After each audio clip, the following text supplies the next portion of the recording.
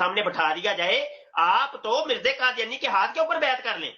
اللہ معافی ابے دے۔ اس نے تو قرآن حدیث کیا پیش کیا، اور میاں اس نے کیا پیش کیا ہے؟ اس نے تو 2 اور 2 4 آیتیں، تو 2 اور 2 4 حدیثیں پیش کی ہیں۔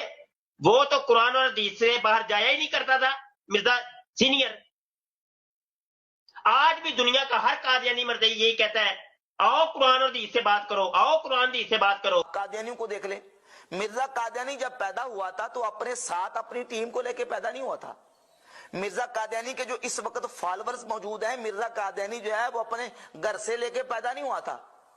مرزا قادیانی نے جب دعویٰ نبوت کیا اور اس نے جو اپنی تبلیغ شروع کی، اپنے مذہب کی، تو اس کو ماننے والے بہت سارے وہ لوگ تھے جو اپنے آپ کو کلمہ پڑھنے والا کہتے تھے۔ مثال کے طور پہ مرزا غلام محمد قادیانی کا جو پہلا خلیفہ ہے مولوی نور الدین بہروی، یہ غیر مقلد وہابی اہل حدیث کا بہت بڑا عالم تھا۔ مولوی عبد الکریم سیالکوٹی اہل حدیث غیر مقلدین کا بہت بڑا عالم تھا۔ اور اس کے علاوہ مولوی برہان الدین جیلوی جو ہے وہ پوری اپنی ٹیم سمیت ہی مرزا غلام محمد قادیانی کا جا کے مرید ہو گیا، اور مرزا غلام محمد قادیانی کو نبی تسلیم کر لیا اور اس کا پیروکار بن گیا۔ یہ کون لوگ تھے؟ یہ کلمہ پڑھنے والے تھے، اپنے آپ کو مسلمان یہ کہتے تھے، اب یہ پیروکار بن گئے۔ مرزا غلام محمد قادیانی یا قادیانی جو ہے وہ لوگوں کے گھروں میں آ کے نہیں کہتے لوگوں کو قادیانی ہو جاؤ۔ یہ لوگ جو قادیانی بنے ہیں، مرزائی بنے، یہ کس طرح؟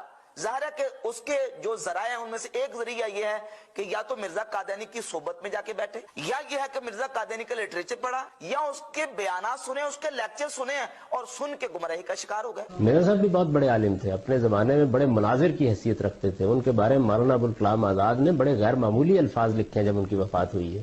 وکیل اخبار کے اس زمانے میں ایڈیٹر تھے مولانا ابوالکلام آزاد، معمولی آدمی نہیں تھے مولانا ابوالکلام آزاد۔ انہوں نے بڑی ان کی مدح اور تعریف کی، اور بہت سے علامہ اقبال بڑے ان کے متقد رہے ایک زمانے میں، عالم تھے، وہی بڑے عالم تھے۔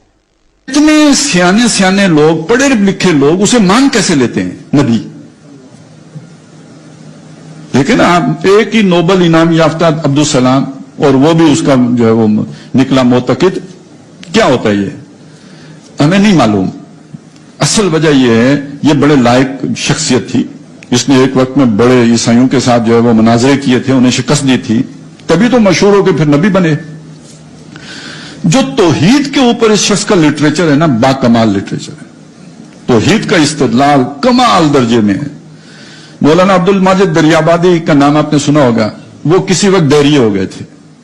انہوں نے خود یہ بات کہی ہے کہ میں دہریت سے توحید کی طرف غلام احمد قادیانی کا لٹریچر پڑھ کے آیا۔ اس کا نام ہے براہین احمدیہ، اور یہاں ایک لمبی نظم ہے مرزا صاحب نے شروع کی ہے، صفحہ نمبر 18 سے شروع ہوتی ہے اور یہ صفحہ نمبر 23 تک جا کر یہ ختم ہوتی ہے۔ یہ ان کا فارسی کلام ہے۔ وہ کہتے ہیں کہ ختم شد بر نفس پاکش ہر کمال، لاجرم شد ختم ہر پیغمبر، ختم شد بر نفس پاکش ہر کمال، کہ حضور اکرم صلی اللہ علیہ وسلم کے نفس پاک پر ہر کمال ختم ہو گیا، ہر کمال کی انتہا ہو گئی، ہر کمال اپنے عروج پہ چلا گیا۔ کوئی بھی اچھائی ہے، کوئی بھی انسانی خلق ہے، وہ اپنے نقطۂ کمال پہ